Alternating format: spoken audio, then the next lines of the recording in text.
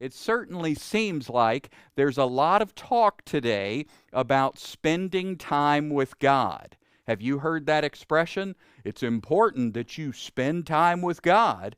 How much time are you spending time with God? Can you hear God? Do you know His will? Maybe you're going to miss it if you don't spend time with Him. What are they alluding to? Of course, they're talking about Bible reading. And I love Bible reading. All of our teaching is based on the Bible, verse by verse. But do you see the problem? The Bible never speaks about spending time with God. Why not? Because of your union with Christ. Because there's a greater truth, a deeper truth. And here it is. You are always spending time with God because you are united with Jesus Christ. You are always spending time with God because you have a vine and branches connection with God that is unshakable and unbreakable. When you're taking the kids to school, you're united with God. When you're dealing with heavy traffic and screaming at those same kids in the back seat, guess what?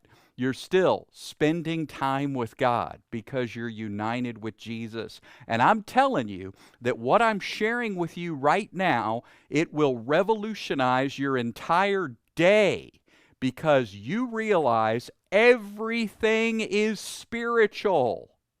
It's not just the church stuff. It's almost like we've grown up with three categories.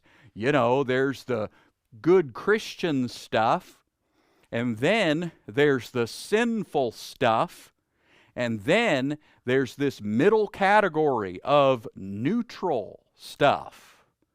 Well, I've got some news for you this morning. There is nothing neutral. Everything is spiritual. There's only two ways to walk mentioned in the New Testament. You walk by the Spirit or you walk by the flesh. There is no third walk. Why do I mention this?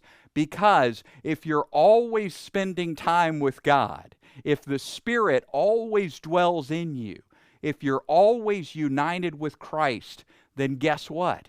Everything is spiritual, and everything you do is an opportunity to express Jesus. Do you see this? Do you see how important this is? Do you see how dangerous it is to teach spending time with God as being 12 minutes as you crack open a book? What if the author dwells within you? What if the early church was illiterate? What if they spent time with God all day long, realizing their union, and thereby they rocked the world 2,000 years ago, introducing the gospel in an unbelievable manner, living from their union with Jesus. Spending time with God, you're doing it. What does it feel like? Well, it feels like you being you in union with Jesus. It's not a feeling, it's a knowing.